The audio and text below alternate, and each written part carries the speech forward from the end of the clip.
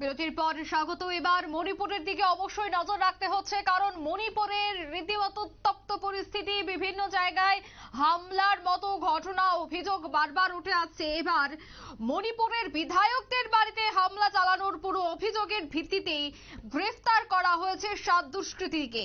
শেষ দুদিন তল্লাশি চালিয়ে গ্রেফতার করা হয় অভিযুক্তদের। মণিপুরের ইম্ফলে চলছে আধা সামরিক বাহিনীর তল্লাশি অভিযান। তবে এই 7 জন ছাড়া আরো কাউকে গ্রেফতার করা হয়েছে বা এই মুহূর্তে অভিযানে কি বেরিয়ে এসেছে বিস্তারিত জানবো। টেলিফোন লাইনে যুক্ত হয়ে গেছে প্রতিনিধি সম্রাট চৌধুরী। সম্রাট, কি জানতে পারছো? একদম অঙ্কিতা, মণিপুরে সম্প্রতি 3 জন মহিলা এবং 3 শিশুর মৃত্যু হয়েছে এবং এই ঘটনার পরপরই কিন্তু জনবিক্ষোভ দেখা দেয় মণিপুরের মধ্যে। ঘটনার জেরে মণিপুরের বিক্ষুব্ধ জনতারা 3 জন মন্ত্রী এবং 6 জন বিধায়কের বাড়িতে হামলা চালান। এই ঘটনায় কিন্তু গত দুদিনের মোট 7 জনকে পুলিশ গ্রেফতার করেছে। 7 জন ব্যক্তিকে বিভিন্ন জায়গায় তল্লাশি চালিয়ে তাদের গ্রেফতার করে তুলে আনা হয়েছে। মণিপুরের নিয়ে কিন্তু কেন্দ্র সরকার, মণিপুর সরকার যথারীতি একই মেজাজে রয়েছে। বল প্রয়োগ করে এই সন্ত্রাস বা এই যে হামলা হুজুত, এগুলোকে নিয়ন্ত্রণ করার চেষ্টা এখনো চালিয়ে যাচ্ছে সরকার।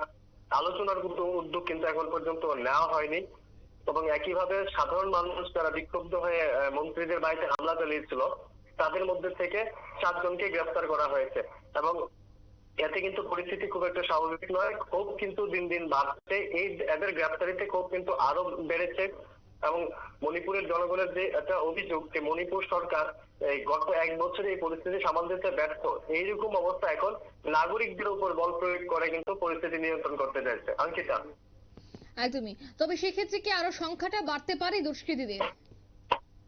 মণিপুর নিয়ে কেন্দ্র এবং রাজ্য সরকারের যা ভূমিকা এখন পর্যন্ত লক্ষ্য করা যাচ্ছে, সরকার, পুলিশ প্রশাসন বা সেনাবাহিনী কেউ কিন্তু থেমে থাকবেন না। ইতিমধ্যে সেনাবাহিনীকে বিশেষ ক্ষমতা প্রয়োগের হাত দিয়ে দেওয়া হয়েছে।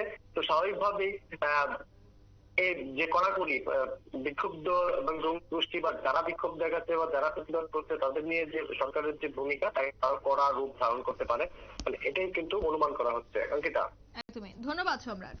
অর্থাৎ যে তল্লাশি চলছে সেই তল্লাশিতে 7 জনকে গ্রেফতার করা হয়েছে এবং আরো কারা জড়িত থাকতে পারে এ ধরনের ঘটনার পেছনে এবং অভিযোগ আকারে তাদেরকে ইতিমধ্যেই চিহ্নিত করা হয়েছে। তাদেরকে খুব দ্রুত গ্রেফতার করা হবে বলেও কিন্তু জানা যাচ্ছে। নিয়ে নিচ্ছে ছোট্ট একটি বিজ্ঞাপন বিরতির সঙ্গে থাকুন।